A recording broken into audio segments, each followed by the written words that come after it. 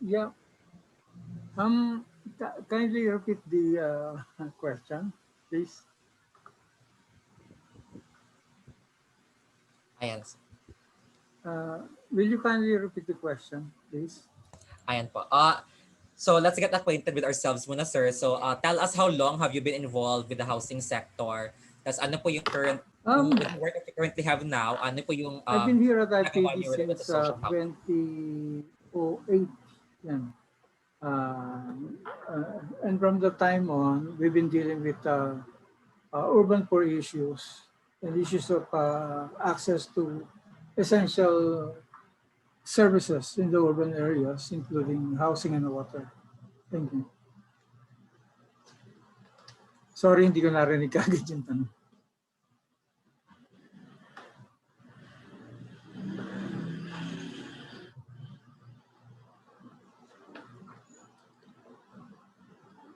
Uh, Ayun, nakamute pala ako.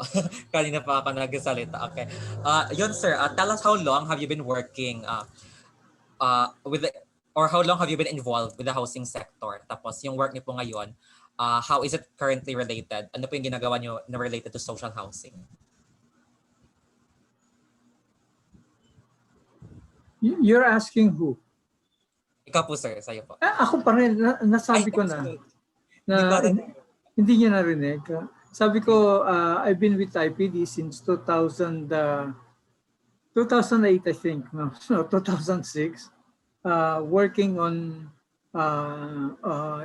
access issues to essential municipal services such as water, public markets, housing, and the likes. We also did some research supposedly on road access. Matagal na yan. Pero ngayon talaga i-focus yung IPD sa housing and water issues, as well as the related essential services and community infrastructure. Ayan po. Sir, Attorney Mark Gamboa naman po. How about you, sir? How long? In terms of policies, I used to be with the National College of Public Ad. I started with NCPAG as a researcher, then a faculty member before I transferred to the School of Urban and Regional Planning. So I've been doing research on policies about housing since early 2000s. But mas practical yung ginagawa namin ngayon at the School of Urban and Regional Planning and at the Center for Neighborhood Studies, because what we're doing is we're helping cities plan, no? And part of the planning process will be the identification of housing areas, no? For not just for the informal sector but also for the formal sector. Um, I also, as a lawyer, I also serve in both sides of the fence, both the informal sector and the other side as well. So yung experience ko is both on litigation in relation to housing and also planning for housing. Thank you very much, Sir Mark. Now, can we have Ma'am Arlene Yaon? Again, ma'am, the question is, how long have you been involved with the housing sector and what is the work that you currently do related to social housing? Mm. Actually, nag-start po kami organize yung group namin, yung mga Tabong Homeowners Association since 2014 until now. So, bali, 7 years na po kami na naglalakad tungo po dito sa katiyakan ng aming paninirahan. At ngayon lang po nag-grant sa amin sa pamumuno po ni Mayor Joy Belmonte. Sa kababalik-balik ko po sa HLURB, ang bali 3 years na po ako naglalakad noon, medyo may na ano po ako na mayroon po mga ibang tao doon na nakapila. So, tiningnan ko po, yung mga real estate agent po sila. So, trinay ko rin po kung makakapasok ako. So, ito po, naglalakad po ako sa aming homeowners. At the same time, licensed real estate agent din po ako. Hello po. Alright. Thank you very much, Ma'am Arlene. Can we have Mr. David? Good morning.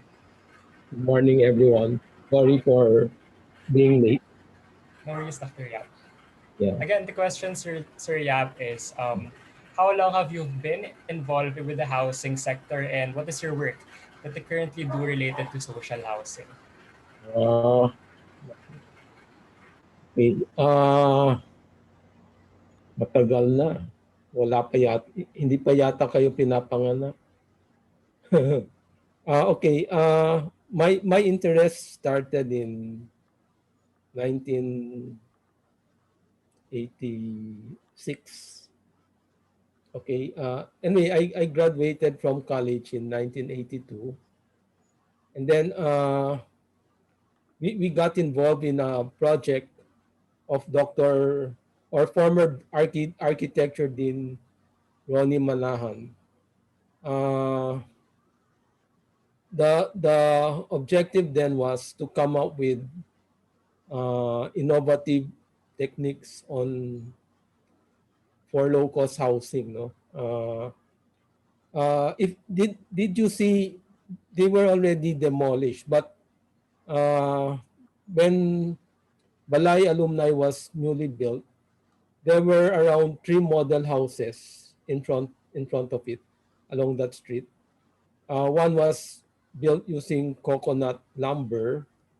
Another was built using Kero cement, and then another was built using coconut ash, no, as a substitute for cement, no.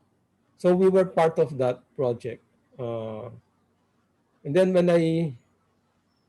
uh, when I got a grant to study in Japan, uh, my master's thesis was about developing a flexible industrialized housing system. No, uh, hindi ba if you're all familiar with yung the in the 70s, no, yung low cost housing was single detached. Those were the models built in the 70s. Right now, what we have are row houses, right? Because wala nang lupa, no? Land has become very expensive. But in the 70s until the mid 80s, uh, the housing models were what's this? Single detached houses, no? And then if you notice, the trend during that time was you buy a core house, and then the owners will uh, renovate it. No, they will modify it based on their needs. Several years from the time they bought the house. Can you imagine what I'm talking about? No. Uh, no. Can you imagine? Okay.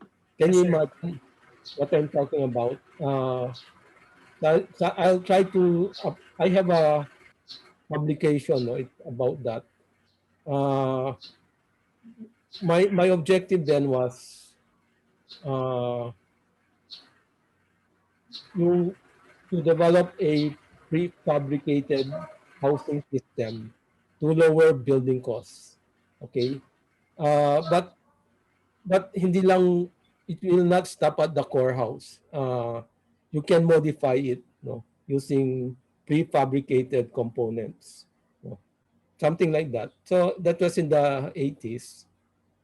But hindi na natuloy yun, no, yung. And then when I came back, I start well in CERP. No, we were doing studies on housing. I was assigned to teach subjects on housing. Yan. So, and then we also got involved in a number of studies on low-cost housing. And so I don't do it continuously, but I know what's happening, no, in the field of housing. All right, so thank you, Dr. Yap, for that insightful Okay. experience of yours. Now can we move on to Mr. Narciso from the Housing Department of Quezon City Local Government? Ayun. Yes, thank you. Nakat ako kanina. I was out for about 3 to 4 minutes. So what's our topic? What will I discuss to you? All right, sir.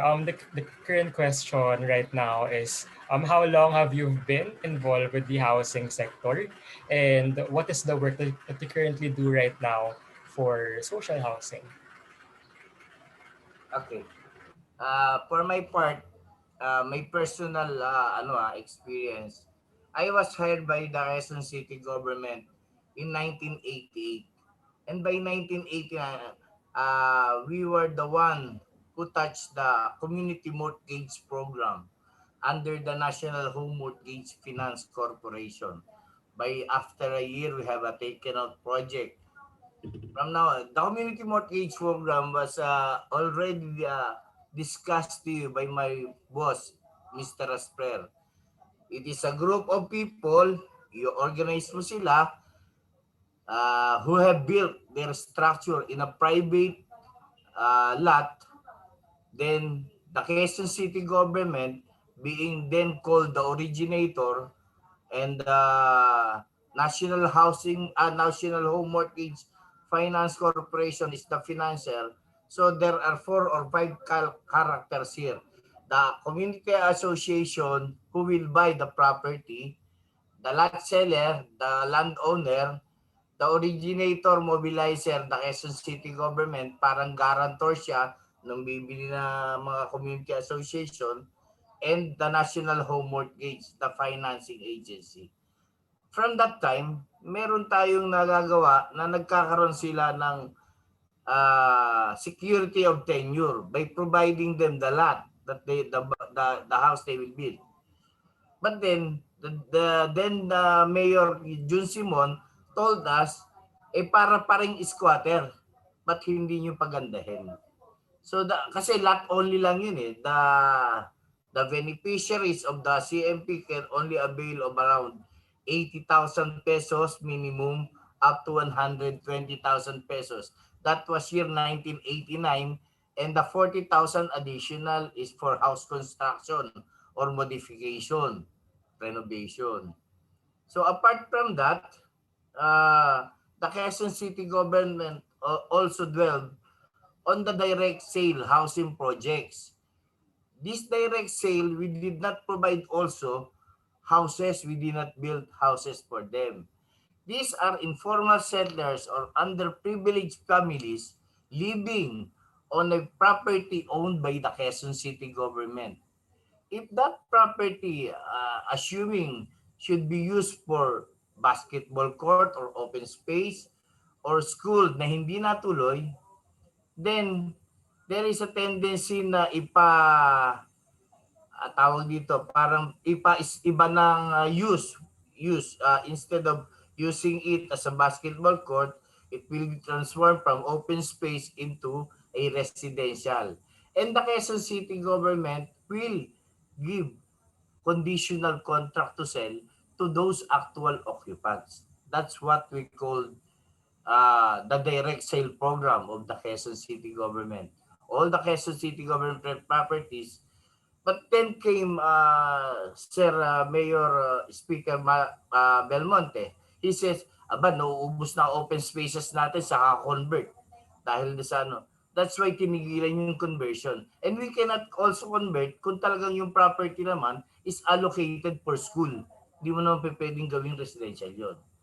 The number 3 intervention from the Quezon City government is those informal settlers na kailangan nating i-relocate, not within the city but outside of the city or near city relocation. Why? Because the property is privately owned. Some do have the court decision na hindi mo naman pwedeng awatin ng korte at sabihin mo huwag nyo i-demolish yan, kawawa na may mga tao. So if the execution happens, minsan humihingi ang Quezon City government ng relocation housing projects sa National Housing Authority. That's the third intervention. Pag talagang hindi ma-accommodate, itinry natin ilagay sa CMP, hindi nagkasundo ang may-ari at so they will be forced to be relocated to another city or another town near Quezon City. And the last thing, during the time of Mayor Herbert Bautista, he introduced the socialized housing tax wherein we get that fund to produce our own houses. That's why we call that socialized housing of Quezon City. During his term, it was coined as Bistik Bill Housing Project. And we have around 37 housing project in different district location of the city. That's the overall I know. As Dr. Yap was explaining, kasi I was born in 1963, much more older than you, naranasan ko rin yata yung nakita ko noon. Kasi yung mga row houses noon, Dr. Yap, if you may, natatanda ko sa Quezon City, we have Project 2, 3, 4, nawala yung 1 and 5, nagkaroon 6, 7, 8, di po ba? Ito yung mga housing project during that time wherein the name of the National Housing Authority was, I think it was PHHC, Philippine Homesite Housing Corporation po yata. I don't know kay Dr. Yap. Ano? Pero yung mga projects nila is malalaki. You know why? Dito sa Quezon City, Project 6, ang ganda-ganda ng lote, 300 o 240 yata ang cut. And that is the minimum cut during that time. Ang laki. It was the housing project because of plenty of land, vast land. Hindi natin na-anticipate na magkakaroon tayo ng bandami rin populasyon. Baka during that time, I don't know, hindi pa ako nag-aaral noon eh. Ang populasyon lang ng Pilipinas nasa 30 million, pinakamalaki na. How about that this time? 3-4 is double. We have around 100 million. That's why, tama si Dr. Yap, we are lacking of land. Ang Quezon City is 1/4 of the buong metropolis. Pero kinukulang pa rin tayo sa laki na ng Quezon City. That's why, doon sa aming socialized housing project, on the first and second project, the first project was located in Molabe Street, Barangay Payatas. We have around 338 units na na-develop doon. Nakita namin na may row houses pa kami ron. Pero para ma-expand pa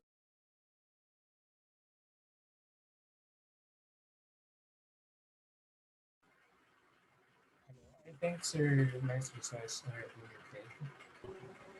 Nakamute po ata kayo, sir. Do you hear me also? Narinig nyo na ulit ako? Wala. Mahaba ba hindi nyo narinig sa akin? Uulitin ko ba lahat? No, sir. Konti lang. Okay.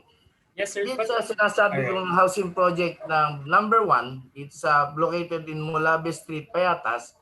We have provided, kaya pag minsan nag-alter kami ng permit or license to sell dito sa Housing and Land Use Regulatory Board, minsan paggawa namin, sayang naman yung lupa pa.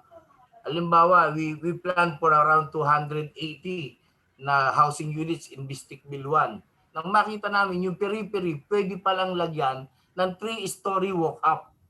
3 palapag siya. So instead of 1 property, 1 beneficiary, there is 1 property, you will be having 3 beneficiaries, 3 times more. So we can provide 330 housing projects on the District Bill 1. And that housing project, nanggaling ito doon sa mga waterways natin na pinapaklear ng Supreme Court dahil sa danger. Kaya tayo nagkaroon ng mga gano'n na. At ito naman ay pinance, yung nasa row houses natin was financed by HDMF or the Pag-ibig Fund. Ang ating 3-story walk-up was financed by the Social Housing Finance Corporation. This is the nag-brain out ito from the National Home Mortgage. Naging semi-government, semi-private corporation itong Socialized Housing Corporation. Hindi ko na alam kung nag-branch out ang National Home sa housing, pero ito na yung nag-finance ng aming high-density housing na kung tawagin. In terms is HDH. And we also do that in District Bill 2.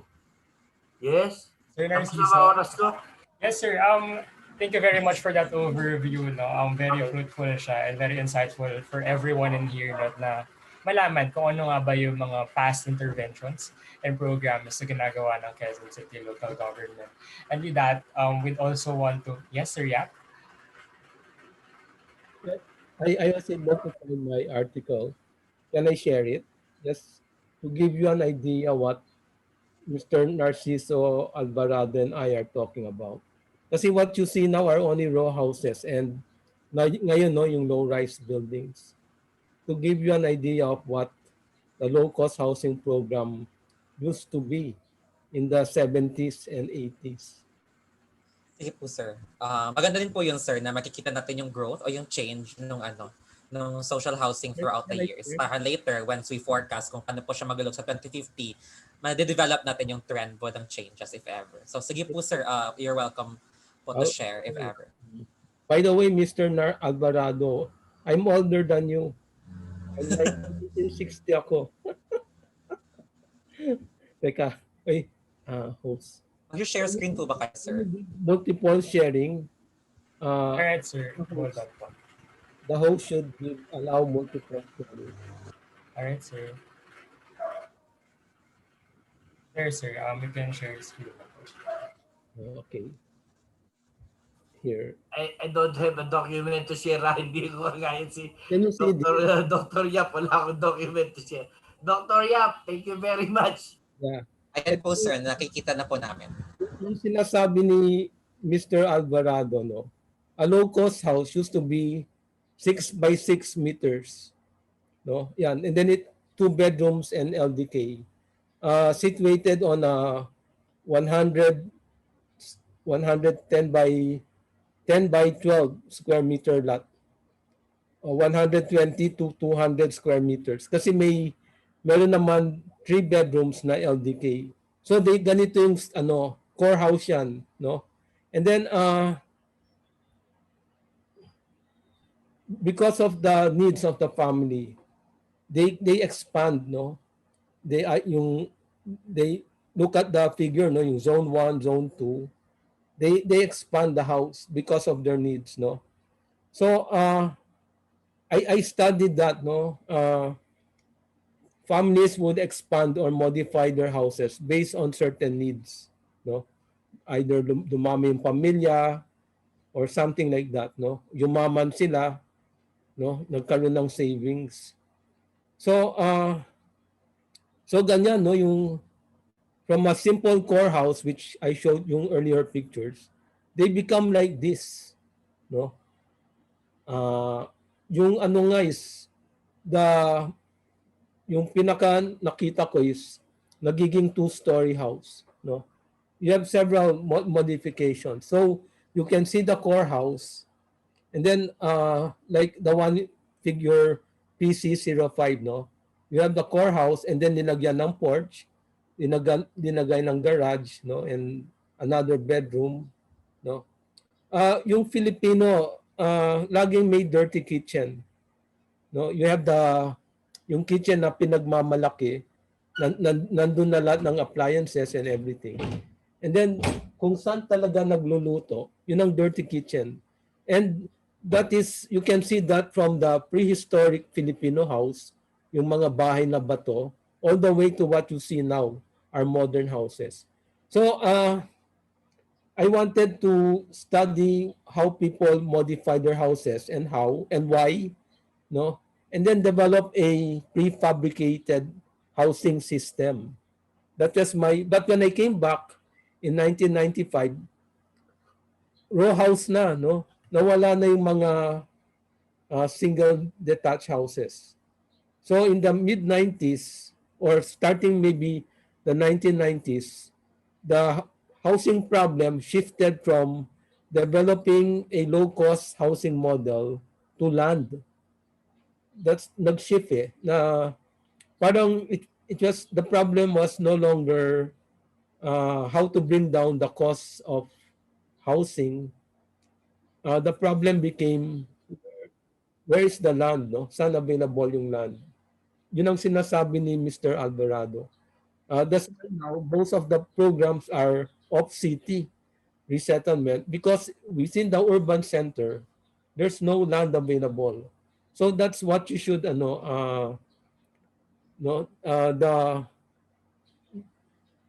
it the population? It has grown so fast, no? And then we're now affected by climate change. Many of the low-lying settlements now are nababaha na, no? So compounded yung problema. It's not just lowering building costs, locating land. We have a population that's increasing so fast, and we're running out of buildable land or suitable land.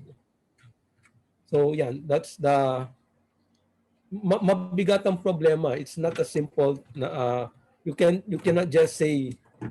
And then dapat you should see the article of Dr. Carino, the late Dr. Benjamin Carino, our former dean, and Art Corpus, no. Uh, ang sabi nila ganito, the combined budget of all government housing agencies, no, NHA, ngayon DSUD, nandun na yung DSUD, dating HLURB, is around 4.5 billion pesos annually. But to address the housing need, yung gap, you need 126 billion a year. No? Yun ang problema eh. So, maski na all government agencies put their act together, no? Let's say walang corruption. They put their act together. Hindi nila kaya. That's why we also have studies, how can the private sector come in, no?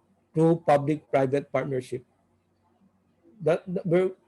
Pero ang bigat, malaki yung problema talaga. It's not a simple matter, no, na so maybe my involvement is studies, no, we're doing studies on what can be done. Pero if you look at all the entire situation, look at it everything, parang it's so hard to how to address it, no. Yung sinabi ni Dr. Corpus, he's still here, no, yung Art Corpus, yung son ni OD Corpus. Sabi niya, the only way to solve this, no, is to increase the salaries of low-income people by providing them jobs, no, livelihood and everything. But how do you do that? No, lalo na nag-COVID, lahat ng inaasahan nilang trabaho nawala. No. So ganun, no, yung that has been the problem of the national government. How do you improve the economy of the country such that we can give decent livelihood and employment to the lower income families, because we cannot afford subsidized housing. The government cannot go into that kasi walang budget. The only way they can afford to buy decent housing is to increase their income, no, improve the economy. But how do you do that, no? Before COVID, that was our big problem, and now may COVID, it became worse, no, and all these problems. So anyway, sige, I want lang, I'll just listen, then if I can comment, I'll do that. But I hope you can see the problem, no, yung maganda yung ginagawa ninyo, that's why I agreed to join.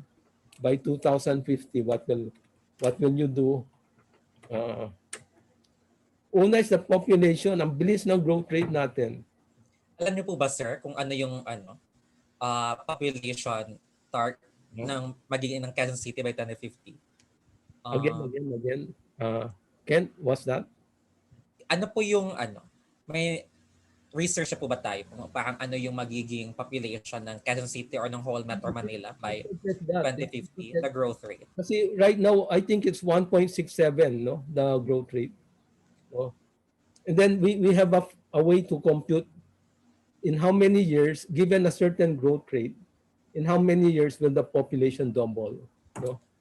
So if we are experiencing all these problems now, parang the doubling time is 33 years.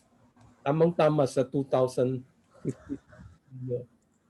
No? If we are experiencing all these problems now, what happens when the population doubles? No? Yes po. Actually, yan yung next namin na gustong i-ask. No? So, thank you very much, Dr. Yap, for... Mr. Moderator, can you yes, sir, hold back for a minute?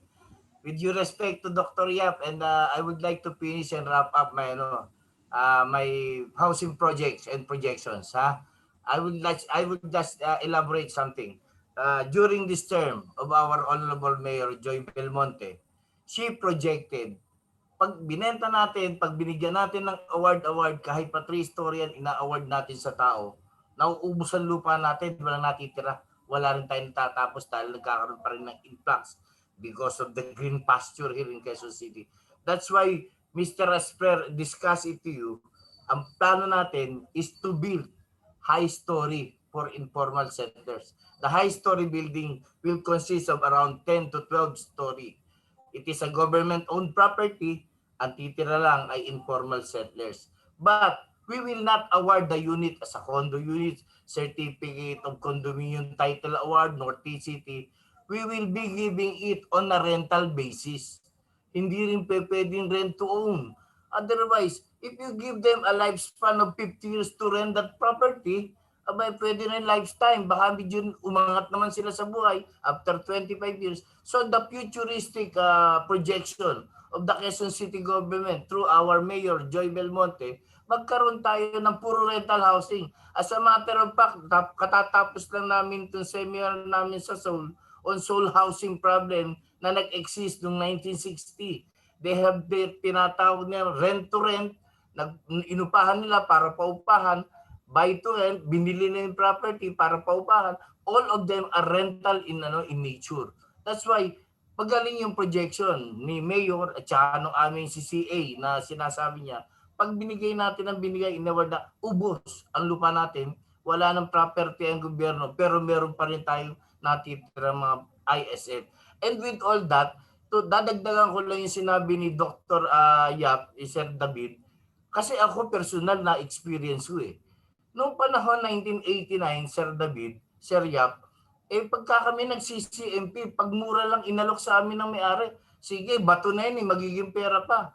300 per square meter na lang. Aba, our informal settler can buy around 90 square meter, 80 square meter. Nung nalaman ng mga landowner, ay nabibili pa nga according to market value. Nagtaasan sila ng presyo. So yung dati namin na ibibigay noong 1989 na 90 square meter per lot per beneficiary, naging 60, naging 30, and there was a time pati 18 square meter itinitake out namin sa CMP. That's the time na pumasok naman yung administrasyon ni Mayor Mathay. Sinabi niya parang kulungan na ng baboy yan. Wag naman. Mag-strip tayo doon sa 24 square meter na allocation for CMP. Pero tama si Dr. Yap, paubos ang lupa natin pero ang tao hindi natin maawat kahit na meron tayo reproductive health bill. Hindi naman tayo nag-i-impose one-child policy like China. That's all I can say. Thank you very much to all the panelists and to Dr. Yap. Yun lang po ang ma-share ko. Thank you, sir. So yun, gusto namin i-discuss sana next po no is kasi ang aim po namin is makapag-create o makapag-forecast ng scenarios for social housing in the future. And importante po dito yung foresight na para ma-mitigate yung mga risk at na mga change na na-mention po kanina such as rapid urbanization and climate change. So for the next tatanungin po namin kung ano po yung mag-i-introduce po kami ng drivers of change. Tapos i-ask po namin kayo kung paano po ito ninyo nakikita na makaka-affect sa status ng social housing in the future. So mag-start po tayo sa iyo, Sir Eric. Sir Eric, are you there na po?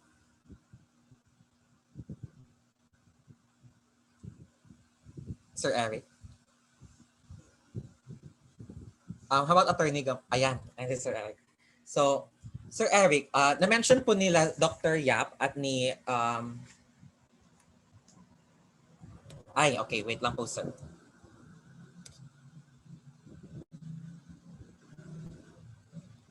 Okay. Ayan po. So, na-mention po ni Sir Alvarado kanina at ni Dr. Yap na rapidly urbanizing ngayong city, and it means na mas nagmamahal yung lupa natin at the same time nauubos na rin siya, right? So sa side po ng civil society sector, paano nyo po na-imagine in the future na mas dadami pa yung mas wala na ng lupa? Paano po natin ano po yung scenario na na-imagine natin kung paano po if ever may meet yung needs ng social housing given that? Well, kami po naniniwala na totoo, limitado po yung lupa, no, sa Quezon City. Pero sapat po para i-accommodate ang mga informal settlers sa Quezon City, sa loob ng city. Kung meron man pong siguro kakapusin, siguro po maring at kung yun hindi maiwasan, naniniwala po kami na malaking bahagi ng kasalukuyang informal settlers sa Quezon City pwedeng accommodate sa Quezon City. Totoo po yung rapid urbanization at yan po, siyempre maraming drivers yan.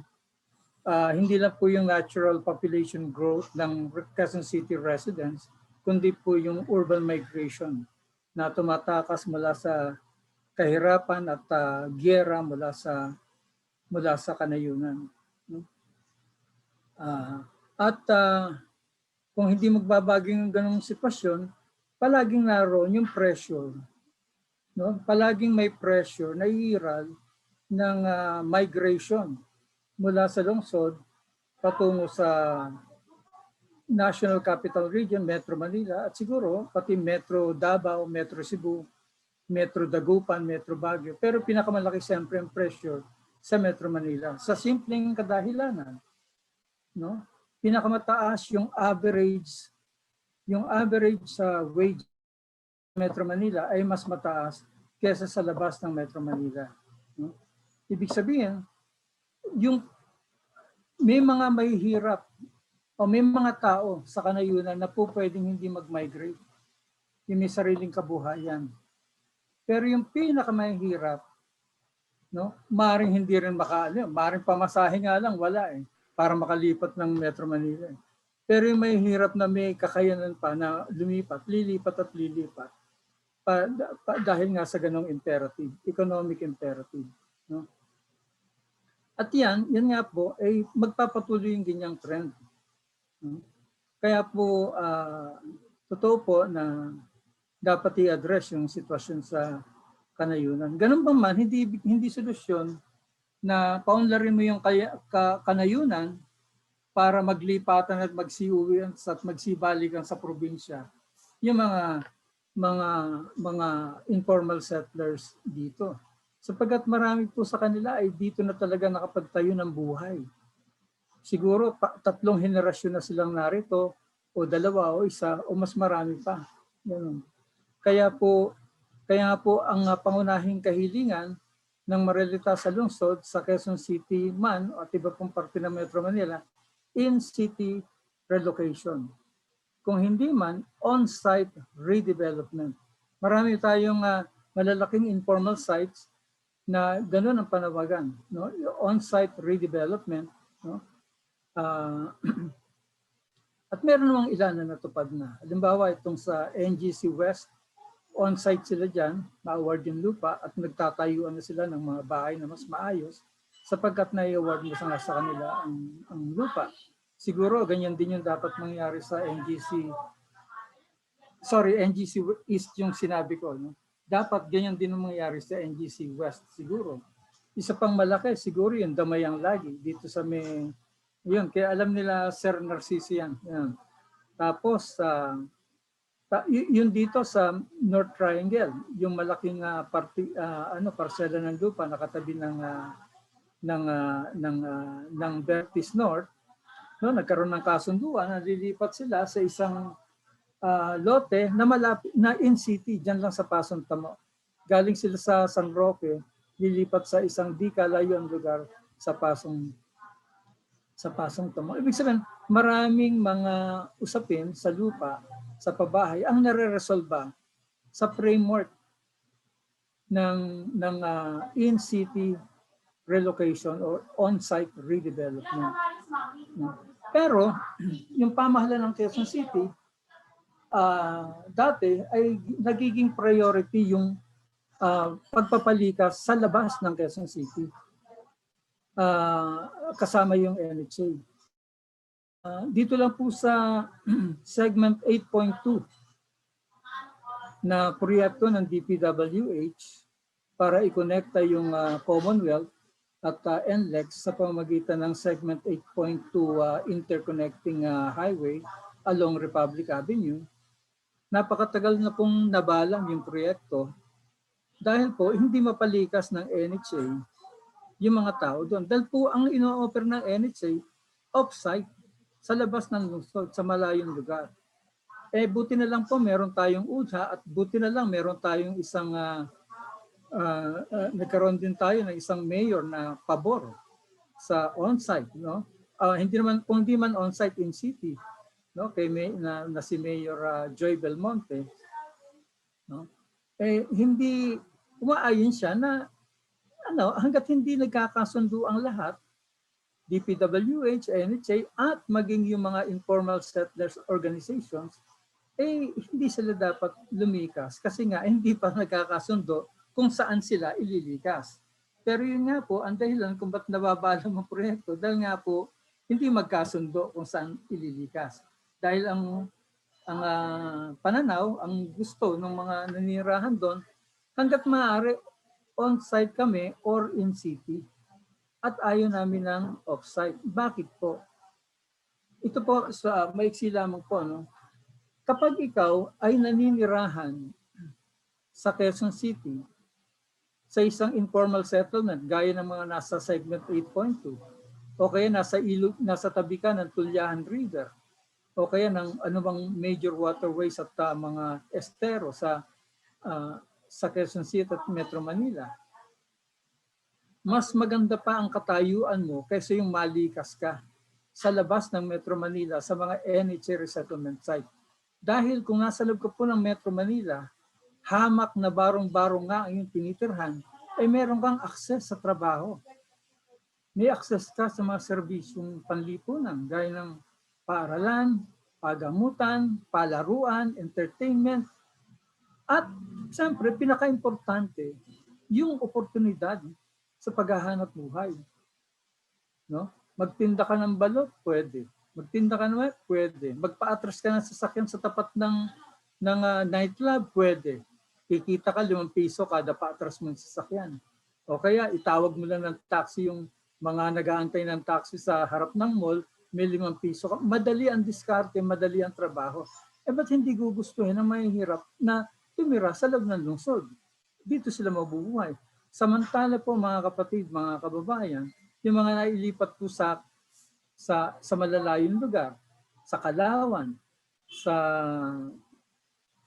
saan nga ba yung lugar na kung saan maraming nagpapakamatay ng mga tao, sapagkat lalo naghirap ang kanilang buhay. Wala silang tubig, kuryente, lalo na ng 1 hanggang 5 taon. Yung iba pa nga, 1 hanggang 10 taon. Wala silang mga basic services, nakikiigib, nakikikabit ng kuryente, no? At napakahirap ng trabaho. Kaya po, sinasabi nga po ng isang pag-aaral ng World Bank na noong 2017 na Philippine Urbanization Report ng World Bank na kapag inilikas ang isang pamilyang mahirap na informal settler palabas, no, ay tumitindi yung kanyang nararamdamang kahirapan ng 50%. Kung mahirap ka ngayon, 50% pa pababa yung ikahihirap mo. Dahil sa kawalan ng hanap buhay, kawalan ng mga serbisyong pampubliko sa mga malalayong lugar na ipinapatayo ng National Housing Authority. Ba't ba nagkakaganon? No? Bakit po nagkakaganyan yan? Siguro, ayoko na hong manghula ngayon. Basta yan po ang epekto. No? Meron po tayong ilang reference naman na mabanggit, pero yan po yung karaniwang epekto ng off-site resettlement. Kaya nga po, maging sa Kongreso po, isinusulong po yung batas na kung magpapalikas tayo ng mga informal settler, ang priority dapat in city, on-site o kaya in city. Sapagkat pagka on-site in city, pagka off-site pala, ipoproblemahin mong ipagpatayo sila doon ng palengke, eskwelahan, pagamutan, paano gagawa ng livelihood program doon. Sa loob ng syudad, hindi. Nariyan ang paaralan, nariyan ang tubig, pagamutan, elektrisidad, kukonekta na lang. Ibig sabihin, sa madaling suma, no, masyadong mababa yung per capita cost ng service infrastructure sa loob ng Metro Manila kaysa kung sa labas. per capita expenditure on infrastructure maliit kung sa loob ng Metro Manila ang resettlement site kesa kung sa labas. Therefore, kayang gawa ng kaya mas feasible, no? Mas konti gastos. Isa pa, yung lungsod bilang isang lungsod. Ang lungsod kasi parang kalipunan yan ng maraming mga aktibidad. Pangnegosyo, ekonomiko, panlipunan, pampolitika, pang-edukasyon, etc. etc. Lahat ng mga aktibidad na yun nakakonsentra sa kalunsuran. Lalo na pag-usapan natin Metro Manila. Kung ganon, hindi ka na maritulungan pa rin sila dapat sa paghahanap buhay. Pero yung lungsod, yung ekonomiya ng lungsod ay lumilikha ng trabaho araw-araw. Araw-araw, nagbibigay siya ng oportunidad, gaano man kaliit. Siyempre, umatras sa mga oportunidad na yan dahil nga sa pandemya. No? So, na-setback tayo doon sa job creation. Nangyari, job loss ang nangyari sa atin. Subalit, kung magkakaroon ng bagong normal, kung hindi man mabalik yung dating normal, no? Makakalikha at makakalika ang lungsod, ang ekonomiya ng lungsod ng mga trabaho para sa iba't ibang uri ng tao. Mula sa walang edukasyon hanggang sa mga sanay o skilled o mga edukado. Mula sa unskilled hanggang sa highly skilled. Kasi nga, napaka-diverse ng ekonomiya ng isang lungsod. Kumbaga, kung sa outside Metro Manila, pagkakakitaan mo lang doon ay magtanim ng kamote at iba pang crops, limitado. No? Dito, sige, walang masyadong agriculture dito. Pero pwede ka pa rin mag-urban gardening at the same time, magtinda ng balot, no? O kaya magkarpintero, o kaya magpaatras ng sasakyan. Ngayon, kaya po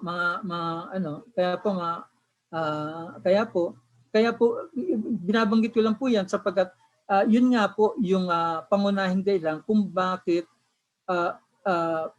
in city yung pangunahing panawagan ng mga maralita sa Quezon City at buong Metro Manila. Ngayon po, problema sa lupa na sinasabi. Siguro po, kung magkakaroon lang tayo ng komprehensibong land use plan at magkakaroon po ng komprehensibong land banking ang mga lokal na pamahalaan, may mamapa natin kung hanggang saan talaga yung pwede natin i-accommodate. No? At para hindi sayang ang lupa, itayo natin yung magmamaximize sa lupa, mga medium-rise buildings, no? mga multi-dweller buildings na magmamaximize ng limitado at mas mahal na lupa. Paano po? Mas mahal naman po yung lupa sa kalunsuran. Napakadami pong mga lungsod yung nag-a-adapt ng tinatawag nating long-term use of rock. Sa ibang bansa po, siguro 100 years ang use of rock. Hindi pa mahihirap yun, yung sa ibang bansa. Dito sa Pilipinas, sinisimulan yan. Sa Valenzuela, use of rock. Sa Quezon City, may kaso din ng mga use of rock dyan. Sa Pasig, use of rock lahat. Yung malalaking CMP na multi-dweller buildings, use of rock lahat yan. Bilang pagkilala ng lokal na pamahalaan na para gawing affordable, para sa may hirap na ililikas, yung pabahay, tanggalin mo yung cost na yon. At gawin mo na yung lahat ng common area sa housing project na yon ay cargo ng lungsod, pagmamay-ari ng lungsod. Ibig sabihin, hindi na kailangang bayaran pa yung cost ng mga kalsada, ng mga common facilities, mga multipurpose building, yung service pipes ng tubig, no? Service lines ng kuryente, bahagi yan ng site development cost na common, no? At po pwede lang direktang akuin ng lokal na pamahalaan. Okay. Sir, pero bakit? Sir Eric, can we interrupt for a bit to accommodate for other questions po? Yes, thank you very much. Let's go back to that po. Thank you very much, sir. Mr. Moderator, sir, Yes, po, last thing. Kapraso lang. I would like to inform the body, yung sinabi ni Mr. Eric Villanueva, the Quezon City Government through the Mayor of Joy Belmonte stands for the in-city relocation. Tandaan yan, yan po ang pangako ng ating mahal na mayor nung siya nakakampanya pa hanggang sa ngayon. The in-city relocation or the on-site development if possible. Kung pwedeng i-on-site, i-on-site. Kasi sinasabi nga niya, kasi mag-develop ka sa out-city ng relocation, magtayo ka ng paaralan, magtayo ka ng palengke, maghanap ka ng hanap buhay, gastusin mo rito, nandun pa sila sa bahay nila, malapit ka pa in-city, human resources pa yan. So the city government, in behalf of our city mayor, stands for the in-city relocation during this term of Mayor Joy Belmonte. Paliwanag ko lang po yan. Kailangan ko maisingit, kaya pinipili ko. Thank you, Sir Eric Villanueva, for informing the body. Pero talagang papalo ko yan. That's all I can say. I need to go to another meeting. Can you adjourn me or may I permission to leave? Hindi pa rin Yes pwede. po, sir. Thank you very much po for joining us today. Okay, thank you, Dr. Yap, and thank you, Sir Eric Villanueva. I stand by the city government. Lahat po ng sinabi ko, ipaninindigan ng ating mayor. Hindi tayo, ayaw ninyo ng relocation outside the city. Huwag daw Islam throat sa mga squatter natin o sa informal center natin. Dito punta ka ng tawag dito, North Sagray, Bulacan. Punta ka dyan sa Tres. Hindi po, ayaw niya. Pag may possibility na dito sa city magtayo ng relocation site, that's what we want. That's what the mayor wants. Okay po? Yes po, sir. Maraming Thank you very salamat, much for that Sir po. Eric. Thank you for joining us, Sir And all the Arcisa. body, everybody on the panel. I will lead the meeting. Okay po lang? Yes po, sir. Thank you very much po. Thank you, sir. We'll be sending the certificates na lang po dito, sir. Thank you very much, sir. Now naman po to accommodate the other sectors, no. May we ask naman Mr. Gamboa, no, on the Mr. Gamboa, are you there po, Attorney Gamboa? Yeah. Yes po, sir. With regard naman, can we ask naman po with regard to on the legal aspect and on the human rights perspective po, no? We know naman po na housing usually involves a lot of madaming human rights conflict with regard to housing because of demolition and stuff. Now, how do you think can the academia help advance human rights po? Well, that's actually a difficult question to represent the academe. But the role of the academe is to one of the roles of the academe, especially the University of the Philippines, is to make sure that everyone enjoy his or her own rights. No, I agree with Sir Eric with regard to the in-city relocation. If you look at the current policy, of housing in the Philippines, the priority in terms of housing is in situ, actually on the site.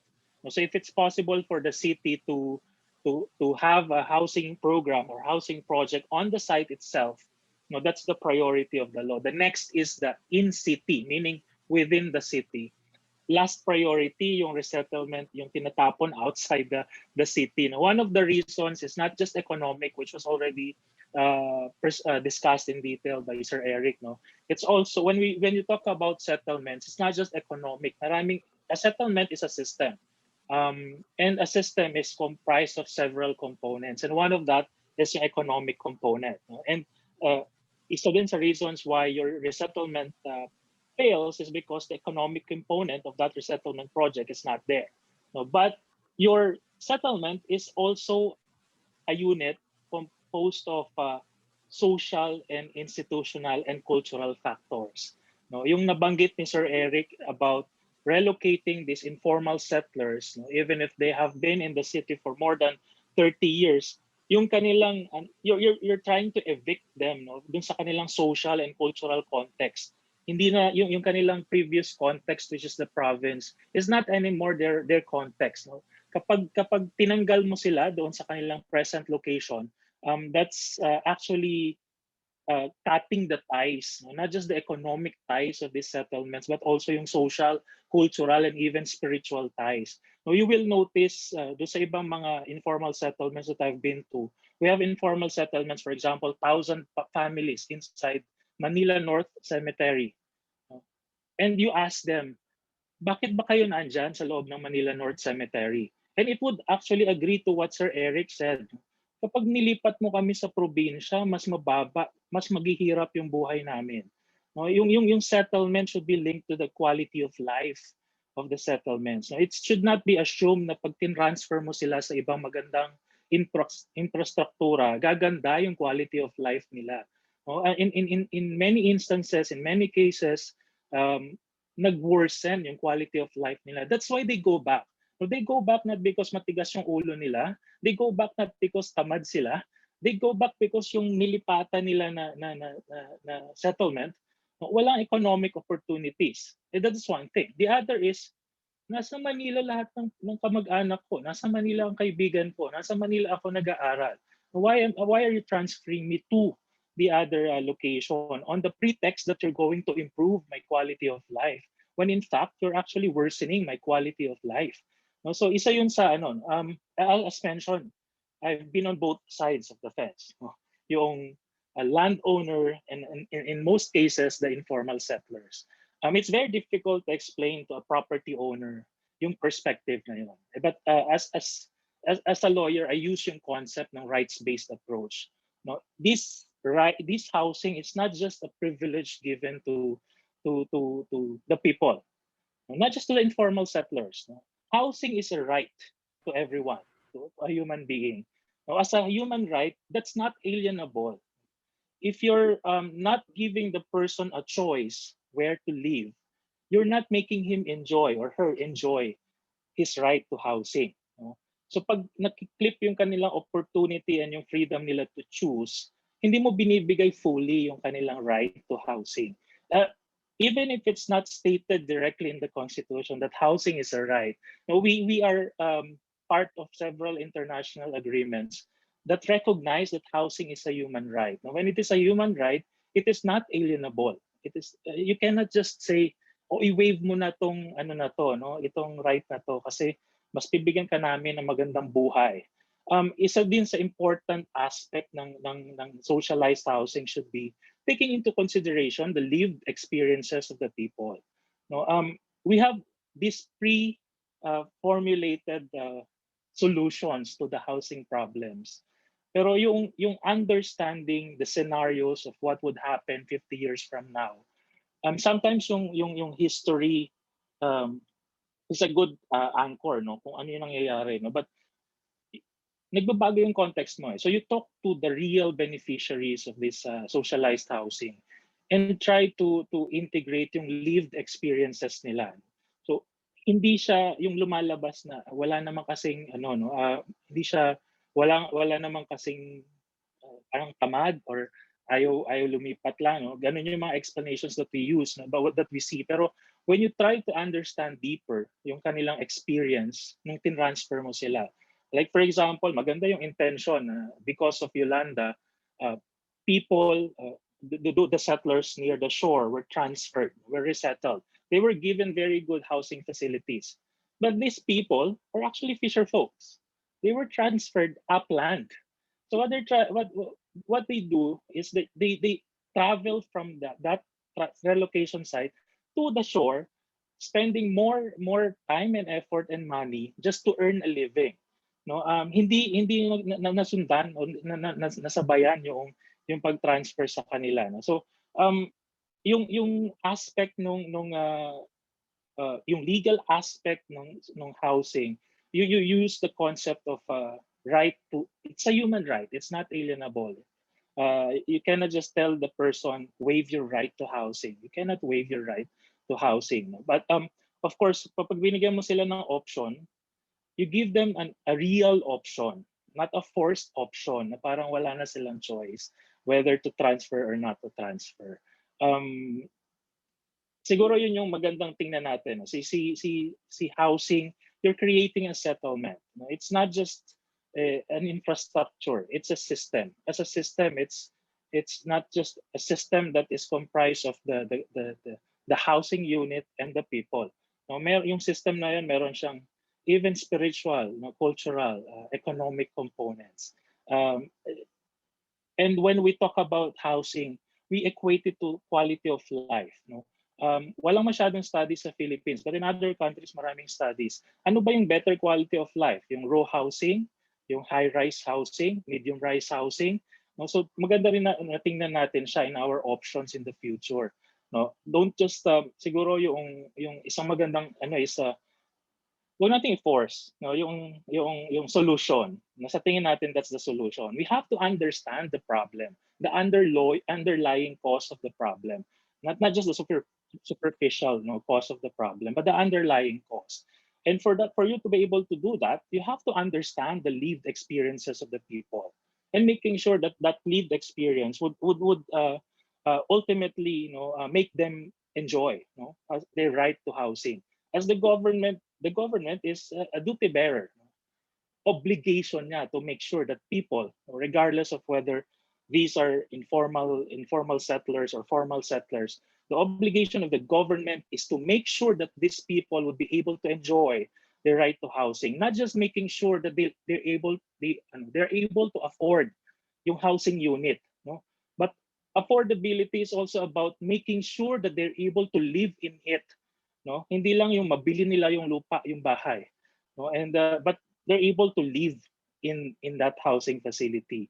So yun yung perspective na gusto kong idagdag siguro. But I agree with what Sir Eric mentioned about in situ and on-site. But of course, it would clash with the concept of highest and best use. Pero if you look at the long-term benefits of having a higher quality of life, baka kailangan nating i-restructure yung ating land use planning itself and our zoning, which actually prohibits yung making sure that we have a better quality of life, because we still subscribe to the idea of itong area na to is just for these uses, this area is just for these uses, but nakakalimutan yung primary objective, which is to, in the meantime, promote the quality of life, and then ultimately to make sure that the quality of the city will be improved.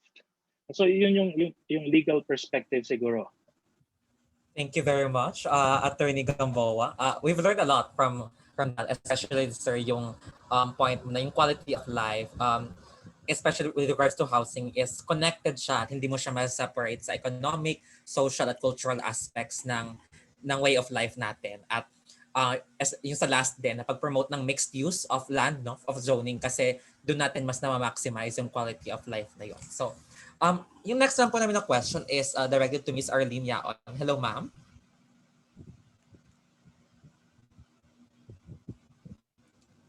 Hello. Ayan.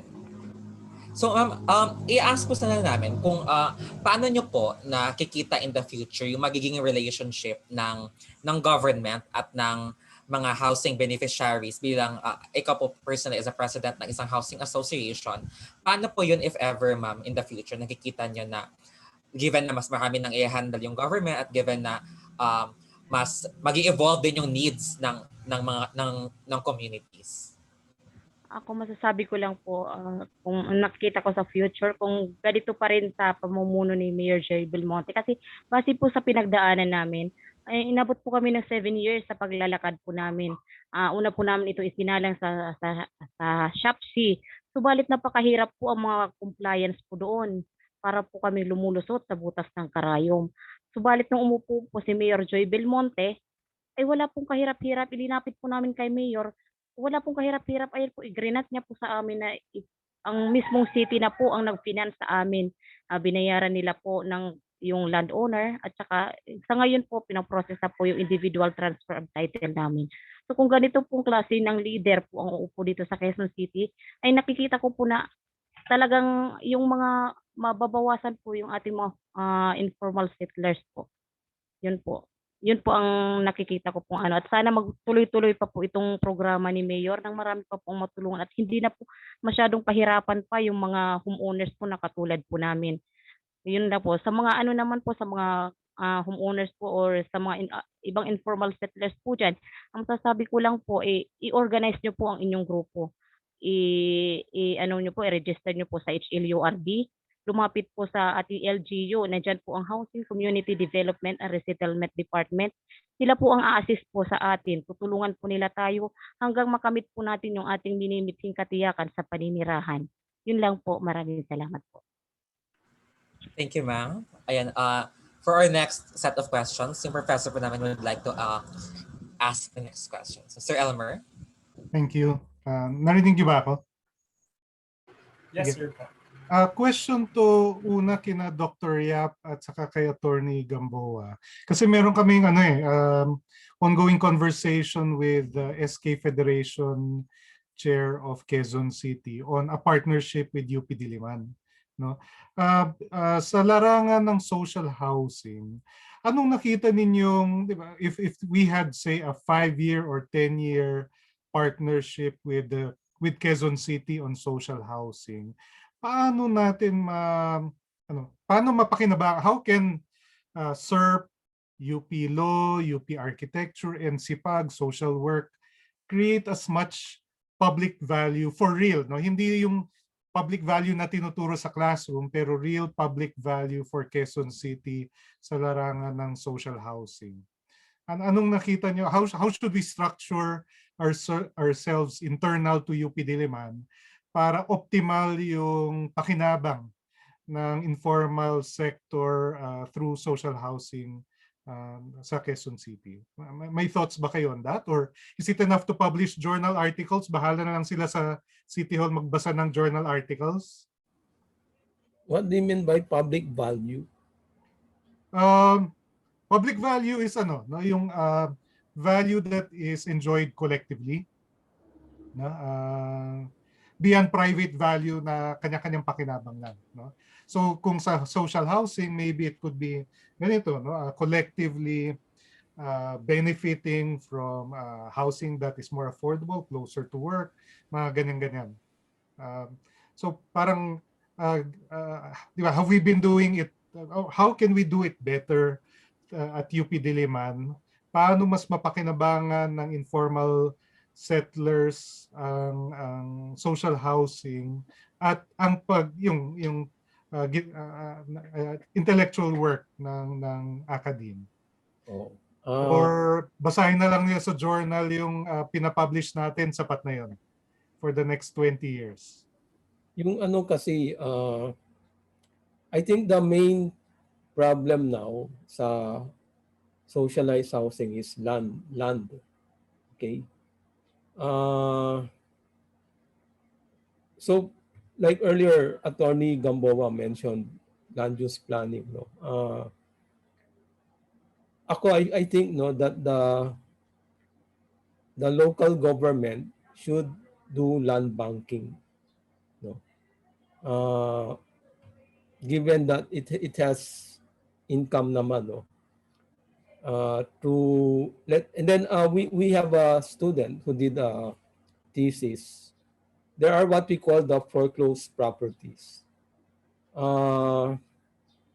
Let's say yung hindi na makabayad, no, then the government forecloses the land. And it seems that there's quite a large number of these foreclosed properties. So maybe the local government can acquire, no, because they're being sold at lower value. So paano yun? Do we submit student thesis to City Hall? Is that how we should relate to City Hall? Or bahala sila maghanap sa library natin? So I don't know, no?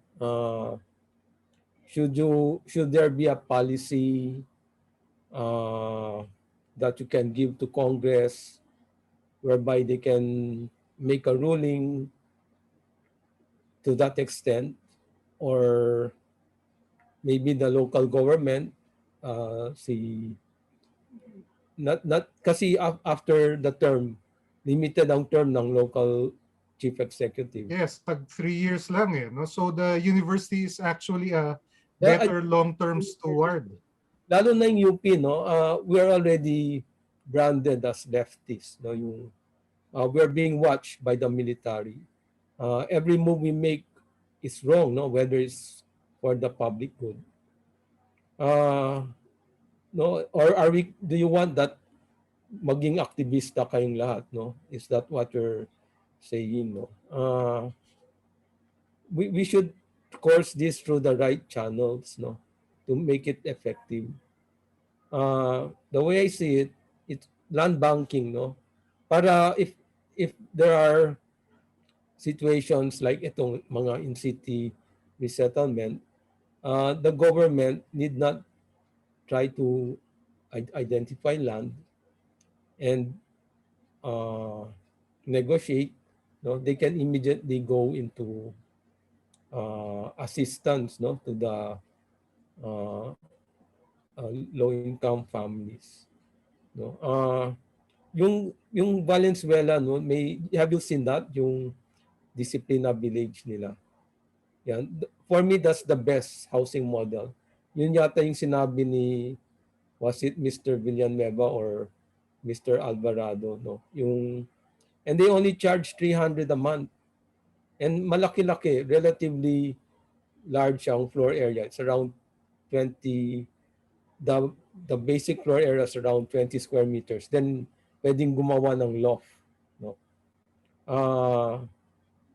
What the government did is, kasi when you look at MRBs, no, low-rise buildings, there are three components, no, land costs, land development costs, and building costs, no. Ang ginawa ng Valenzuela cities, sinagot nila yung cost of land, usufruct, it's usufruct, and cost of land development. And then NHA, sinagot daw niya ang building costs. That's why they were able to, and then I think the mayor then, si either Sherwin or si Rex, they bargained with NHA that the monthly rental is only 300. And all the collections for rent goes to NHA so that they can get back, no, the money they spent. But everything is LGU, no, yung the two costs, no, yung land development and cost of land. Now, if our LGUs do that, no, you make a policy na gano'n, no, mag-land banking sila, and then if there's such an opportunity, kung kaya nila sagutin yung land development, malaki rin yan eh. And then, rental, no, not rent to own, not, no, is rental housing. No, because some informal settler families, they sell, no, they get the right, then they sell, no, yung professional squatters, no, there's such a thing, no, so that the rental housing program will somehow address that. That's the ano eh, yung, and then I want to comment on what Mr. Eric Villanueva said, no. What he said na lower per capita cost if it's in city, no. Yeah, no, yung maybe kayo, no, as a policy, you should try to convince local government to look into that, no, because local government may annual budget yan, no, their expenditures. If it's off city, no, yung sabi ni Mr. Villanueva, you pay for additional utilities, roads, no, to link the new resettlement site to the city, hospitals, schools. So dapat meron parang cost benefit study. Baka government yung maging thinking ng government or yung mindset ng government na in the long term it might be cheaper na in city. You have to prove this to the local government, no, and then it can be a policy na for all local government units to follow. In the long term, it might be cheaper na in city ang ano. And then let's say yung sa climate change, no, if it's in city and all these thousands of workers, no, yung workforce that keep the city moving, if they are located in the city, baka you can lower greenhouse gas, no. If you build new settlements, you increase yung greenhouse gases. So why not choose what is already existing, no? You need a policy paper on that. That's where academe comes in. You have to convince, no, the national government, local government, na baka cheaper in the long run in terms of expenditures of the local government. In city might be cheaper. Now, if you can prove that, and then yung sinabi ni Attorney Gamboa, yung quality of life, if you can prove through study, that's the role of the university, through studies, no? If you can show that, then probably you can convince future leaders to adopt that, no? In the yung sabi niyong 2050, that can be the model in the future for the workforce, which is consists mainly of the low-income families and even the informal settler families. That might be the answer, no, for sustainability, for national survival, no. Because even if you create resettlement sites outside, baka you're uh, at the cost of land, which is for agriculture, no, yung food security naman, yung ganun. So all of that, it has to be one convincing study for future leaders to look into. Baka mas cheaper nga yung in-city, no? You have to prove that. And then if you can show it objectively with all the facts, baka maging policy yan, no? That's how we can help sa university. Hindi lang mag-demonstrate action agad, no? You have to prove it, eh, no? At if you, dapat mapalitan yung mindset. Maybe Op City is a wrong model, but you should show why, no?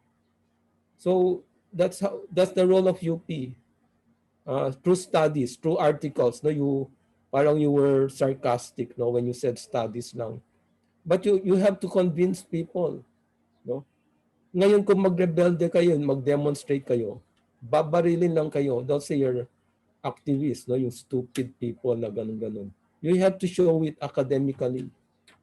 So that will be the model, no. That's how I see it, no, yung lalo na yung why do we, if all these people, no, thousands of people, they pag after the end of the day uwi sila sa malalayong lugar, sa resettlement sites, then the next day babalik sila, yung gas emissions yan, no, yung carbon emissions, it affects yung, if you want sustainable development, it should not be that way, no. Dapat in city lahat, they don't travel, they live in the city, no? Yung parang ganon. So this is how we should address, I mean, that's how the university probably should address this problem, no? Yung, okay, did I answer your question? Thank you. Thank you. Thank you, Dr. Yap. Si Attorney Mark naman, do you have any thoughts from the law school to SERP to College of Architectures, College of Social Work? How can we create the Quezon City of our dreams? Diba? Or do we just keep the UP Diliman campus beautiful, kaya bahala na yung outside of UP Diliman kasi labas na yan doon sa academe. Parang how does the university co-create the future? In addition dun sa importante yung binanggit ni Dr. Yap. By the way, Dr. Yap was my professor in housing in the School of Urban and Regional Planning. Na importante yung sinabi ni Dr. Yap about studies. That's the role. That's tama. No? That's the role of the university, no? Providing studies, empirical evidence to support our claim. But in addition to that, siguro hindi lang siya masyadong napapublicize. But sa university, even the School of Urban and Regional Planning provides public service. We have been in partnership with the city government, Quezon City government, for example. We have been training them to come up with plans that are actually of good quality, no. So part 'yon nung function ng university. They don't just teach the students, but of course it's a primary function. We teach the student. Uh, uh, that's the primary function of the university, but there are other important functions of the university. Yung research, yung study that was mentioned by Doc Dave, and yung extension and public service. We also do public service. So and even when the university comes up with plans, the university also sits in various committees. Sa halimbawa sa Metro Manila, the MMDA, the MMC Council, the Regional Development Council, the university is represented. We are consulted. The university is consulted. So yung idea that mukhang yung highlight is because academic, no, yung research na napapublish lang sa journals. But I also would like to agree dun sa binanggit ni Doc Dave na perhaps the National College of Public Administration would be able to bridge, no? Kasi we have colleges in the university who are coming up with very good research outputs. No? But we are not experts when it comes to communicating or making sure that we bridge yung science doon sa practice. And si NCPAG, as a management school, as a public administration school, the students are trained to navigate the bureaucracy and to deal with these powers that be. Also, siguro in addition dun sa churn out ng mga ng SERP, ng architecture, ng College of Law, ng mga researches and studies, siguro si NCPAG could serve as a role as the unit that will help us bridge yung theory doon sa practice. Ganun naman si university, wala naman siya doon sa ivory tower na theory lang siya. No? Even dun sa tinuturo namin na theory, we always say the theory should be informed by practice, and practice should also be informed by theory. So it's a combination. It's not just theory and practice. So I have a baka question. Sorry to no. So ito si Kent and si Joshua, they're actually my students, no? They're junior and seniors sa NCPAG. So anong palagay niyo? I mean, were they able to engage QC in this 2-hour session effectively? May katuturan ba tong conversation na to, or is this a flash in the pan? Mag-evaporate yan by next week? Or how can we mobilize undergraduates? So ito, hindi naman sila nagtibak-tibak or protest, di ba? It was a brown bag discussion. How did we do this afternoon in engaging in conversation? Do you think it was productive? And how can we do this from SEM to SEM so that it actually builds up rather than evaporating every SEM? Kasi every semester, di ba, bagong estudyante naman, makakalimutan yung ginawa in the previous SEM. Is there any way we can provide continuity in such engagements, especially through students? No, kasi we have like 20,000 students yata ang UP Diliman alone. So that's a lot of students that can be tapped. Do you have any thoughts on that? Yeah, that's a challenge, making sure that it continues after the semester. Of course, our students would have to deal with other requirements later on. But it's also important to institutionalize yung process so that maging continuous siya. I remember NCPAG also had an initiative, student initiative siya about monitoring elections. Nag-start siya as a student project, but later on it became an organization that has been in existence for more than a decade already. So ganon siguro yung thinking. Ganon din naman yung challenge namin sa SERP. Kasi I teach a planning workshop. No? We go to the local government unit and we help them after the semester. Like for example, today that's the deadline for submission ng output ng mga estudyante ko. Hindi ko naman masisigurado na that they will still continue to help the LGU. But siguro yung emphasis in terms of this is not just a project that is being done, for a class requirement. This is a project that is being done as part of the function of the university. As a member of the university, you have a role to perform. Hindi mo iiwanan lang basta-basta. Nakuha ko na yung grade ko, nakauno na ako sa planning workshop. Bahala na si LGU, nakuha ko na yung grade ko. Hindi dapat yon yung ultimate objective ng mga programs and projects that we require from our students. So the ultimate objective should be yung concept ng public service. As I mentioned, the university is not just teaching, it's not just training, it's not just providing extension service. The University of the Philippines is here to provide public service. Hindi nagawa siya nung ano. Kaya lang yun nga, yung challenge is yung faculty, they continue. They make sure that these efforts continue. Kaya lang yung learning curve nagbabago siya every semester because you have a new set of students. But the more important siguro would be to institutionalize it. Make sure that it's institutionalized na merong transition, merong commitment that is asked from the student. This is not just a class project. Itong effort na to is a very good effort. Siguro, although I left NCPAG, but maraming initiatives yung mga klase ng NCPAG na meron siyang impact, na may public value. But So, sana hindi siya mag-die down. yeah, so how might we do that itong arrangements? No? Kasi ako, instructor ako sa NCPAG. No? Between myself an instructor and you as instructors, ano yung pwede natin, di ba, arrangement so that on next sem, para hindi naman to mag-evaporate into alaala and then makalimutan, di ba? What might we do jointly next sem? Kausap ko rin kasi may kausap rin ako sa ARKI. No, and then Joshua, you're running for student council, right? Yes, Joshua? sir. We're part of the University Student Council po. Nanalo ka na ba? Yes, Nalo po, na, sir. sir. Okay, congratulations. Thank you So very anong much, gagawin sir. mo, Joshua? As a student naman, no, how will you challenge other students sa SERP, sa NCPAG, and the instructors like us para hindi to maging patid-patid? Di ba yung parang every semester it's a break, and then you start with total amnesia in the next semester as if nobody did anything in the previous semester. From the student council, what can you do as students, and how can you create something with instructors like us? Well, sir, first, mahalaga talaga yung alliance building, not only for students but also with the professors. No? Na mahalaga na merge natin yung dalawa para makapagbuo tayo ng ganitong projects. And like what you said, no, hindi lang siya mag-evaporate in the later semesters. No? So ayun, sir, I think the University Student Council can make projects, no, that can help institutionalize these workshops. No?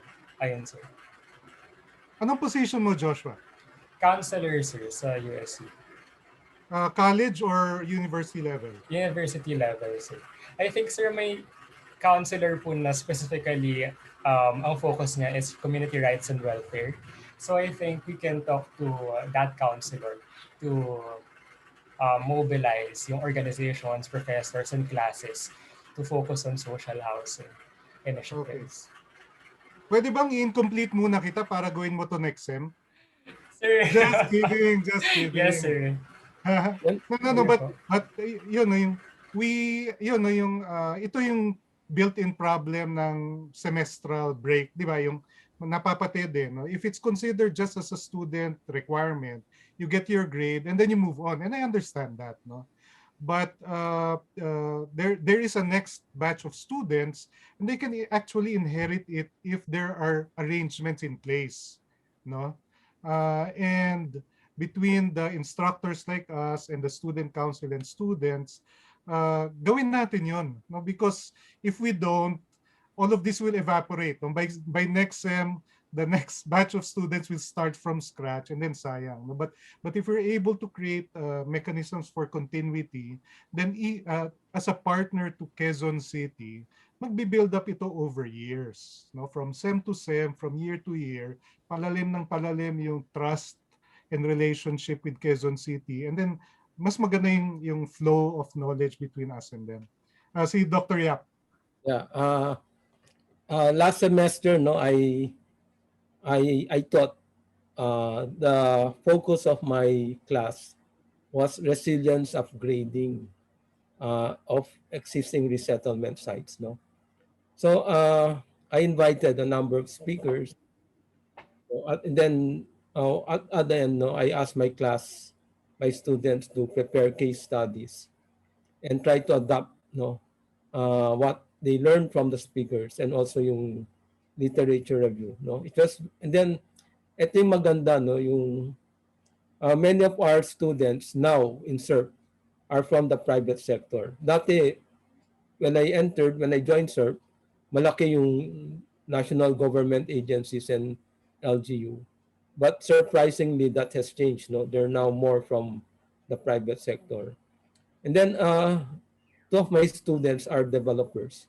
They work with development companies. No, they may nagsalita yung isa, no, when she referred to the informal settler families. She referred to them as nuisance. No, problema sila sa mga developers. They're a nuisance. No, yun, nasaktan ako, no, yung with what she said. But at the end of the semester, no, gumawa sila ng case study. Their case study was informal settlement in Davao City, no? They were looking for land, and then as a developer, ang ginawa niya, she tapped her network, no? And she was able to give the community choices, no? Based on their affordability rate, based on safety, no? Kasi alam ninyo, marami sa mga off-city resettlement are on land that is still prone to disasters, no?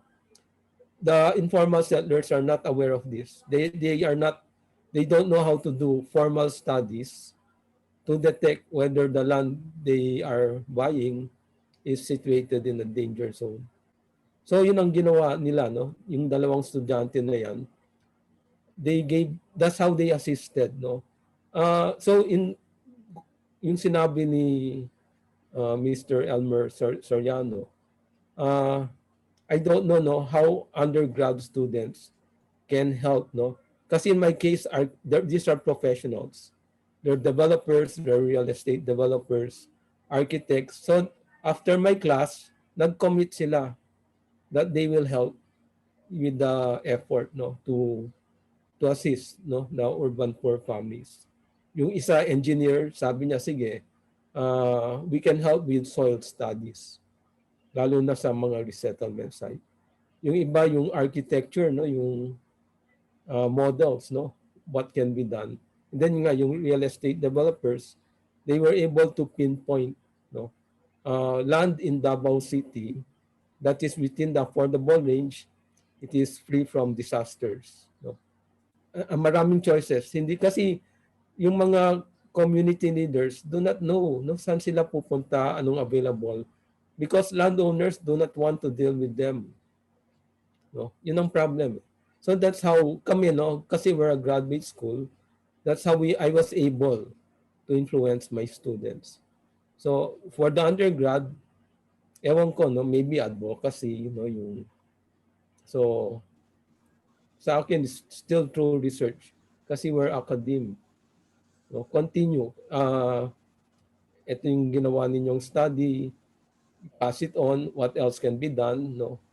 Maybe at the end of the semester, you can recommend, no, what else can be done, and then the next group will take over from that. Yeah. And then incidentally, ito yung formula for computing the doubling rate, no? I don't know why it's 69.3 divided by the growth rate. That will give you the number of years the population will double, no? So if it's right now, if the growth rate is 1.67, so 69.3 divided by 1.67, that's 41 years, no? If the growth rate is maintained, no, the population will double in 41 years. So kung anong problema nyo ngayon, no, kulang ng land, kulang ng ganon, that will double in 41 years. And if you do not have policies ready by that time, then the problem will become worse, no? So that's for your generation, no? I don't think I'll be alive in 41 years. Kayo yan, no? The younger generation. What will you do? No. So that's it. That's for me. Sige. Thank you, Dr. Yap. Sige, incomplete ko muna tong class na to hanggang ma-solve nila tong problem na to. It's I might as well force them to start working on this now, no? Incomplete kayo hanggang masimulan niyo to. No, just kidding, just kidding. Okay. Sige, back to you, Kent and Joshua. Thank you, Sir Elmer. Sige, gusto namin i-extend yung discussion kung paano makakatulong, if ever, ang UPNC pag students kay Sir Eric or sa civil society sector in general. Kasi alam natin na hindi lang naman limited sa academe yung involvement ng mga kabataan tulad namin, right? So Sir Eric, sa side po ng civil society sector, paano kaya, Sir, mobilize or makakatulong or may engage yung kami para makatulong sa problema ng housing, if ever, Sir? Well, ano nga ba? I, I think the university, especially that particular college, yung School of Urban something, Urban Development and Regional Development, SURF, School of Urban and Regional Development, siguro as a school that's specializing on urban development, siguro dapat may representation mismo yung SURF or dapat naka-engage siya sa major processes that deals with housing. For example, I don't know. Siguro lang dapat may access kayo sa mainstream discourse, no? I mean, you are in the mainstream discourse academically, no doubt about that. You're able to produce studies that bear upon the problems, but iba yung engagement eh. Parang yung policy engagement talaga na you are right in the middle of the debates. Tingin ko yung dapat na ma-achieve. Kasi particularly because hindi naman there's a housing problem, parang homogeneous siyang housing problem. Marami siyempre nuances.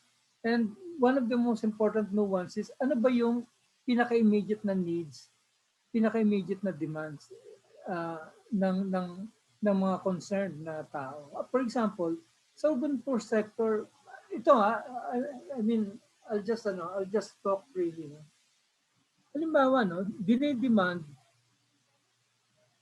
ng isang major urban poor coalition na kilala ko, na katrabaho ko, no, yung tawag doon Kilos Moralita, dinidemand nila na, for example, dahil 22% lang ng mga nakatira sa NHA sites hindi nakakabayad, dapat gawing libre na yung pabahay sa NHA sites. No, baka maraming masolve kapag gawing libre yan. We need the policy arguments that would make it compelling on decision makers, legislators, senators, and congressmen to consider that option. Siyempre hindi katakatakan na i-demand ng urban poor, no? Pero mas dapat suportahan yun ng bigyan nyo ng intellectual support, ng theoretical support. Why is it necessary, and even why is it feasible and politically necessary, no, economically feasible yung ganong option. Dito sa Metro Manila,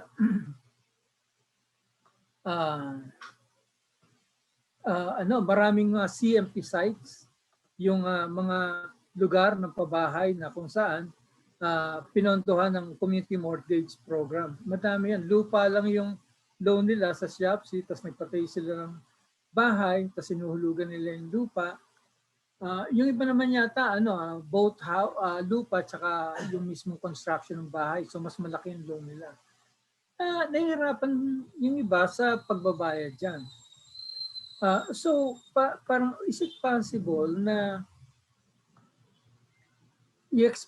tulungan sila na i-expand yung kanilang existing houses, lagyan nila ng second floor to third floor para may extra accommodation, splitter families, yung mga nagdo-double up na families, no? Nagkakaasawa, etc. Kailangan ng bagong accommodation, gano'n.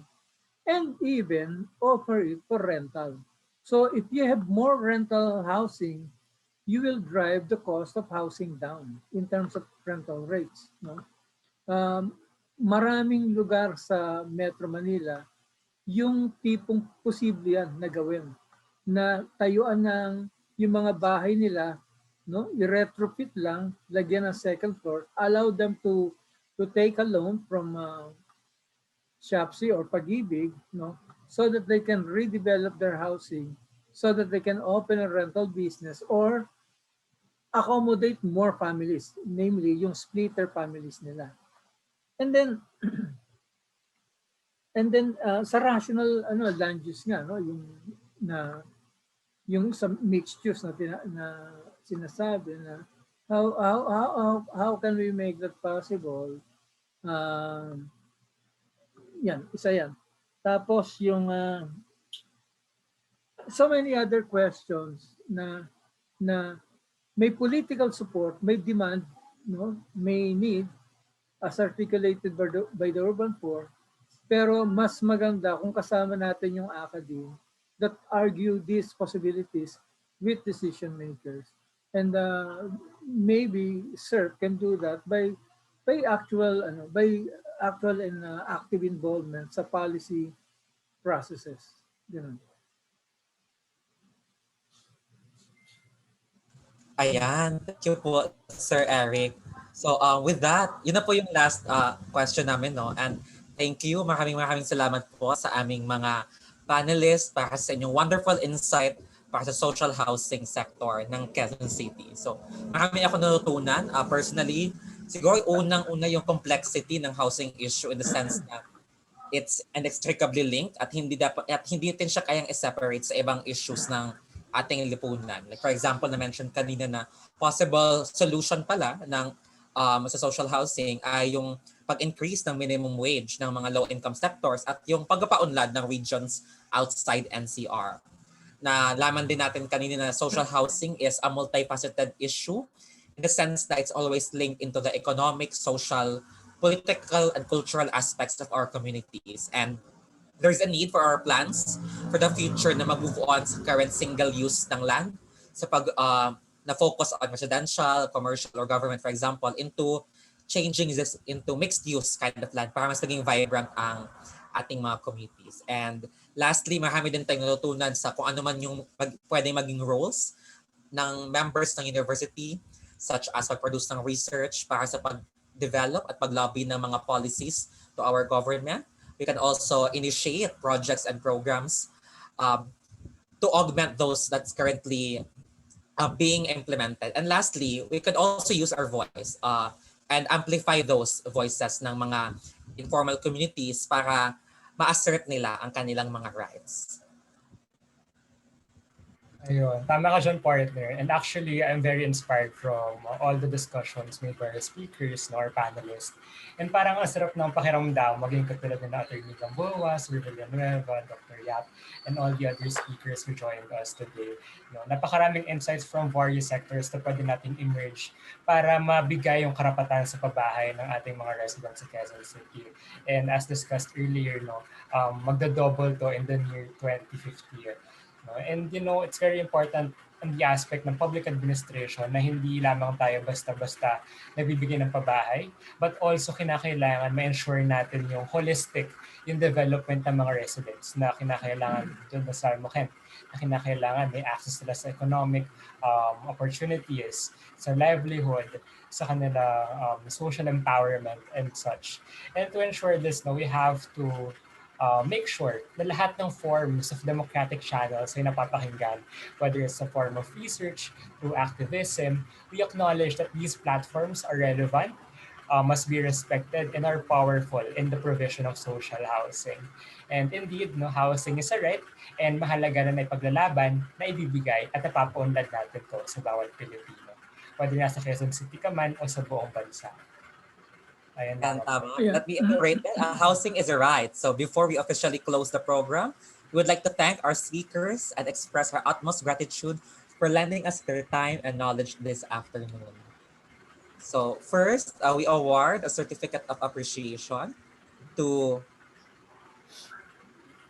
Sir Ramon Asper, although he wasn't able to attend with us, for sharing his valuable knowledge to the participants of Quezon City 2050 Social Housing, a brown bag discussion.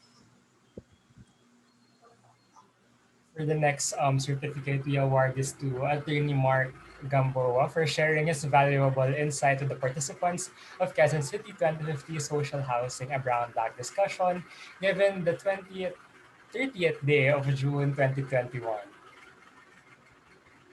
Similarly, we extend the certificate to Ms. Arlene Yaon for sharing again her valuable insight to the participants of this brown bag session.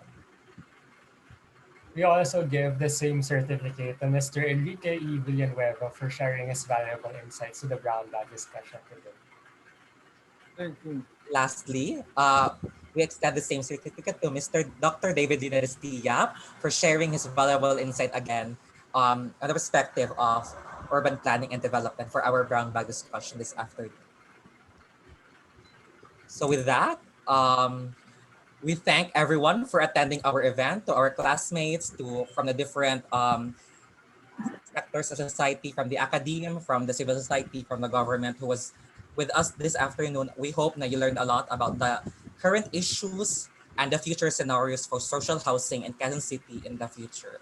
Thank you very much for attending. Thank you very much po. Salamat. Before we Thanks for end, pwede po ba joining us. tayong mag-on ng camera para sa isang picture for documentation purposes? Ayan. Tiyan, pwedeng ikaw yung mag-take ng picture. And smile. 1, 2, 3, 4, 5.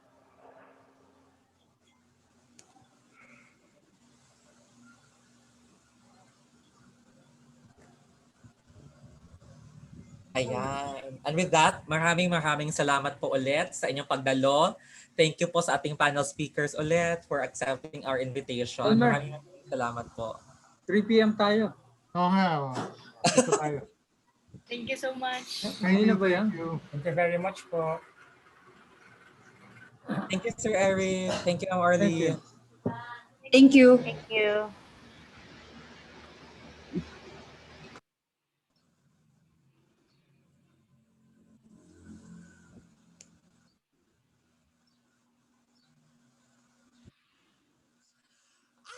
Wait lang, stop recording.